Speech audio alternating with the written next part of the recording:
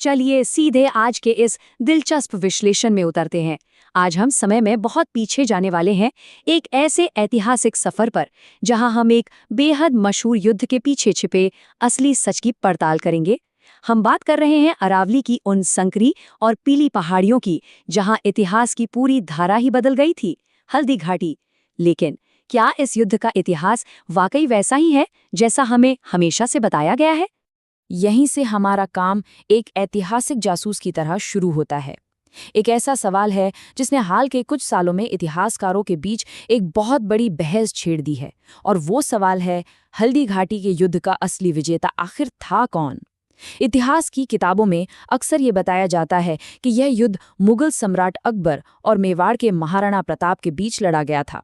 लेकिन इसके नतीजों को लेकर जो नई रिसर्च सामने आ रही है ना, वो सच में काफी चौंकाने वाली है। तो इस रहस्य की तह तक जाने के लिए सबसे पहले हमें इस महासंग्राम की नींव को समझना होगा। भाग 1, मेवाड़ बनाम मुगल साम्राज्य। चलिए देखते हैं कि इस रणभूमि की पृष्ठभूमि कैसे तैयार हुई। बात 16वीं शताब्दी के मध्य की है, जब भू राजनीतिक तनाव बिल्कुल अपने चरम पर था। मुगल साम्राज्य बहुत तेजी से फैल रहा था और कई राज्य उसकी अधीनता स्वीकार कर चुके थे। लेकिन मेवाड़ एक अलग ही मिट्टी का बना था। घटनाओं का ये क्रम साफ दिखाता है कि 1568 में मुगलों ने चित्तौड़गढ़ पर कब्जा कर लिया था। फिर 1572 में महाराणा प्रताप का राज्याभिषेक हुआ। अब अकबर चाहता था कि गुजरात जाने का जो सुरक्षित रास्ता मेवाड़ की पहाड़ियों से होकर गुजरता है, वो उसके कंट्रोल में रहे। 1572 से 1576 के बीच कई शांति दूत भेजे गए, लेकिन मेवाड़ ने मुगलों की अधीनता स्वीकार करने से साफ इनकार कर दिया। अब जब कूटनीति पूरी तरह फेल हो गई तो युद्ध होना तो तय ही था। अब जरा जमीनी हकीकत और दोनों सेनाओं के बीच के इस भारी अंतर को देखिए। ये बिल्कुल साफ है। एक तरफ महाराणा प्रताप की सेना थी, जिसमें लगभग 1900 घुड़सवार और पैदल सैनिक थे, और साथ में 1000 भील धनुर्धर भी थे। वहीं दूसरी तरफ मुगल सेना का नेतृत्व आमेर के राजा मान सिंह प्रथम कर रहे थे, जिनके पास 5000 से भी ज्यादा अनुभवी योद्धाओं की एक विशाल सेना थी। मतलब अनुपात लगभग 1 के मुकाबले 4 का था। लेकिन मेवाड़ की असली ताकत उनकी संख्या में नहीं, बल्कि उनके अदम्य जज्बे और उनकी विविधता में छिपी थी। भाग 2, मेवाड़ का विविध गठबंधन। ये वो लोग थे जो एकता और बेमिसाल साहस के प्रतीक बने। इतिहास सिर्फ राजाओं और महाराजाओं से नहीं बनता, बल्कि ये बनता है असीम साहस वाले उन योद्धाओं से जिनकी कहानियां रोंगटे खड़े कर देती हैं। महाराणा प्रताप की सेना उस समय के सांप्रदायिक सौहार्द की एक जीती जागती मिसाल थी। सबसे पहले बात करते हैं हकीम खां सूरी की। दरअसल ये सूर वंश के एक अफगान मुस्लिम थे जो मुगलों के बढ़ते प्रभुत्व के कट्टर विरोधी थे। इन्होंने मजहब से ऊपर उठकर अपनी मातृभूमि की रक्षा का रास्ता चुना। हल्दी घाटी में उन्होंने मेवाड़ की सेना के हरावल यानी सबसे आगे वाले अग्रिम दस्ते का नेतृत्व किया। इनकी वीरता की कहानियां आज भी गूंजती हैं। कहा जाता है कि युद्ध में उनका सिर धड़ से अलग हो गया था, फिर भी उनका शरीर अपने स्वामी की रक्षा के लिए लड़ता रहा। उस दौर में वफादारी और धर्मनिरपेक्षता का इससे बड़ा प्रतीक भला और क्या हो सकता है। और अब जो बात सामने आती है वो सच में हैरान करने वाली है। महज 15 साल की उम्र में, जी हाँ, सिर्फ 15 साल की उम्र में राणा पूंजा भील जनजाति के नेता बने। इन्होंने मेवाड़ की रक्षा के लिए अपना सब कुछ दांव पर लगा देने का वचन दिया था। अपने 1000 भील धनुर्धरों के साथ मिलकर इन्होंने पहाड़ों और संकरे दर्रों को मुगलों के खिलाफ एक प्राकृतिक किले में बदल दिया। उनके जरिए इस्तेमाल की गई छापामार या कहें गुर्रिल्ला युद्ध प्रणाली मुगलों के लिए सबसे बड़ा सिरदर्द साबित हुई। इसी अदम्य साहस का नतीजा है कि आज भी मेवाड़ के राज चिन्ह में एक तरफ राजपूत योद्धा और दूसरी तरफ भील सैनिक को पूरे सम्मान के साथ दर्शाया गया है। इसी वीर सूची में एक और बड़ा नाम है बड़ी सादड़ी के राजराणा झाला मानसिंह का, जिन्हें झाला मन्ना या बीदा झाला भी कहा जाता है। युद्ध भूमि में इन्होंने जो किया ना, वो स्वामी भक्ति का एक ऐसा सर्वोच्च उदाहरण है जिसे इतिहास कभी भुला ही नहीं सकता। युद्ध के मैदान में वो कैसे एक रॉयल डिकॉय या शाही छलावे के रूप में सामने आए, इसकी चर्चा हम थोड़ी देर में करेंगे, क्योंकि उनका बलिदान ही इस युद्ध का सबसे बड़ा और भावुक मोड़ था। भाग 3, हल्दी घाटी का भयंकर युद्ध। 18 जून 1576 का वो ऐतिहासिक दिन। चलिए देखते हैं कि उस दिन मैदान पर असल में क्या हुआ था। सूर्योदय के कुछ ही घंटों बाद अरावली की वो शांत पहाड़ियां हथियारों के जोरदार झंकार से गूंज उठीं। हल्दी जैसी पीली मिट्टी वाले उस संकरे दर्रे में युद्ध के रणनीतिक चरणों को अगर हम समझें तो शुरुआत में मेवाड़ की सेना ने पहाड़ियों के ऊपर से इतनी जबरदस्त आक्रामक चाल चली कि मुगल सेना के पैर पूरी तरह उखड़ गए और वो पीछे हटने लगे। लेकिन जैसे ही युद्ध खमनोर के मैदानी इलाके में पहुंचा तो पासा पलटने लगा। विशाल मुगल सेना और उनके रिजर्व सैनिकों के आ जाने से मेवाड़ के सैनिकों पर भारी दबाव बढ़ने लगा और इसी बीच शुरू हुआ युद्ध भूमि के सबसे खूंखार जानवरों का वो महाटकराव।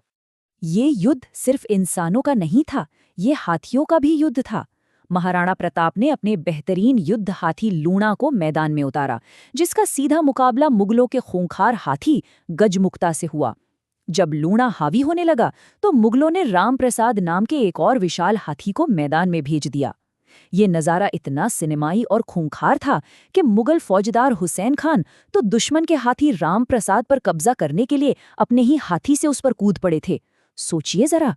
लेकिन हाथियों के इस भयंकर नुकसान के बाद मुगल सेना 3 तरफ से मेवाड़ की सेना को घेरने में कामयाब होने लगी।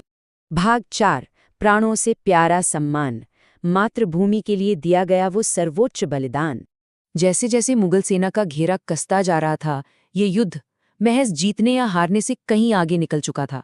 ये वो घड़ी थी जहां रणभूमि में डटे योद्धाओं के लिए अपनी मातृभूमि और स्वाभिमान की रक्षा करना अपनी जान से भी ज्यादा जरूरी हो गया था। मुगल दरबार के इतिहासकार बदायूनी, जो खुद इस युद्ध में मौजूद थे, उन्होंने लिखा है कि दोनों तरफ के सैनिकों ने इतनी भयंकर वीरता से लड़ाई लड़ी कि मानव जीवन का मूल्य कम हो गया और सम्मान का मूल्य बढ़ गया। ये एक ऐसा खौफनाक मंजर था जहां कोई भी एक कदम भी पीछे हटने को तैयार नहीं था। जब मुगल सेना ने महाराणा प्रताप को चारों ओर से घेर लिया और मुगल सैनिक उन पर टूट पड़े, ठीक उसी पल झाला मान सिंह ने परिस्थिति की गंभीरता को भांप लिया। बिना एक पल गवाए उन्होंने मुकुट और मेवाड़ का राज चिन्ह खुद पहन लिया। मुगलों के लिए ये एक बहुत बड़ा धोखा था। उन्हें लगा कि झाला मन्ना ही महाराणा प्रताप हैं और उनका पूरा का पूरा हमला अब झाला मन्ना पर केंद्रित हो गया। अपने स्वामी और अपनी मातृभूमि की खातिर झाला मान सिंह ने मुगलों को चीरते हुए वीर गति प्राप्त की और इसी वजह से महाराणा प्रताप को वहां से सुरक्षित निकलने का वो बेहद कीमती समय मिल गया। और इस सुरक्षा को सुनिश्चित किया उनके सबसे वफादार साथी, उनके प्रिय घोड़े चेतक ने। मान सिंह के हाथी पर हमला करते वक्त चेतक बहुत गंभीर रूप से घायल हो गया था। उसकी एक टांग बुरी तरह कट चुकी थी। फिर भी जरा सोचिए, वो अपने राजा को पीठ पर लादकर खून से लथपथ होने के बावजूद कई मील तक लगातार दौड़ता रहा। रास्ते में एक चौड़ा नाला भी आया जिसे उसने एक छलांग में पार कर लिया। जब तक उसने महाराणा को सुरक्षित स्थान तक नहीं पहुंचा दिया, उसने हार नहीं मानी और अंततः बलीचा नाम की जगह पर इस बेहद वफादार जानवर ने अपनी अंतिम सांस ली। भाग 5 युद्ध के बाद का संघर्ष और मेवाड़ की छापामार रणनीति। अक्सर ये मान लिया जाता है कि युद्ध खत्म हो गया था, लेकिन असल में मेवाड़ के योद्धाओं ने अब एक नई रणनीति अपनाई थी जिसने मुगलों को अंदर तक झकझोर कर रख दिया। गोगुंदा के किले पर मुगलों ने कब्जा तो कर लिया, लेकिन वो वहां बुरी तरह से फंस गए।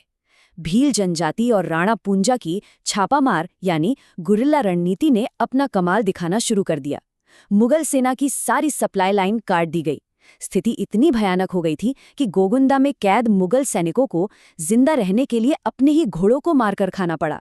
भील धनुर्धर हर उस मुगल टुकड़ी पर जानलेवा हमला करते जो किले से बाहर निकलने की कोशिश करते। और इसके बाद के वर्षों में मेवाड़ ने अपनी खोई हुई ताकत को वापस पाना शुरू किया। 1582 में दिवेर के युद्ध में महाराणा प्रताप और उनके बेटे कुंवर अमर सिंह ने मुगल सेना पर एक बहुत ही जबरदस्त और निर्णायक हमला किया। कुंवर अमर सिंह ने मुगल कमांडर सुल्तान खान पर भाले का एक ऐसा अचूक प्रहार किया कि भाला सुल्तान और उसके घोड़े दोनों को चीरता हुआ सीधा जमीन में जा धंसा। मुगल सेना को बुरी तरह खदेड़ दिया गया और प्रताप ने अपने कई अहम ठिकानों को वापस हासिल कर लिया। भाग 6 असली विजेता कौन? इतिहास का एक निष्पक्ष पुनर्मूल्यांकन। अब इतने भीषण संघर्ष और उसके बाद चले दशकों के युद्ध को देखने के बाद इसके नतीजे को आखिर किस नजरिए से देखा जाए? एक तरफ वो पारंपरिक नजरिया है जो कहता है कि चूंकि मुगलों ने गोगुंदा पर कब्जा कर लिया था और महाराणा प्रताप को युद्ध क्षेत्र छोड़ना पड़ा था, इसलिए ये साफ तौर पर मुगलों की सामरिक जीत थी। लेकिन दूसरी तरफ आधुनिक ऐतिहासिक रिसर्च भी है। इनका दावा है कि मुगलों का असली उद्देश्य प्रताप को जिंदा या मुर्दा पकड़ना और मेवाड़ को पूरी तरह अपने अधीन करना था, जिसमें मुगल पूरी तरह से विफल रहे। तो क्या सच में इसे मुगलों की जीत कहा जा सकता है? तो यहाँ सबसे अहम बात यह है कि डॉक्टर चंद्रशेखर शर्मा जैसे आधुनिक इतिहासकारों ने कुछ बहुत ही ठोस और तार्किक प्रमाण दुनिया के सामने रखे हैं। पहला, हल्दीघाटी के युद्ध के बाद भी महाराणा प्रताप लगातार जमीनों के पट्टे या लैंड ग्रांट्स जारी करते रहे, जो केवल एक स्वतंत्र और विजयी शासक ही कर सकता है। दूसरा बड़ा सबूत, युद्ध से लौटने के बाद अकबर ने अपने ही सेनापति मान सिंह के दरबार में आने पर रोक लगा दी थी। भाई, अगर मान सिंह जीत कर आए थे तो उन्हें इनाम क्यों नहीं मिला? और तीसरा, प्रताप का गुरिल्ला युद्ध के जरिए लगभग पूरे मेवाड़ को सफलतापूर्वक वापस जीत लेना। इन सभी ऐतिहासिक साक्ष्यों को तौलने के बाद आखिर निष्कर्ष क्या निकलता है?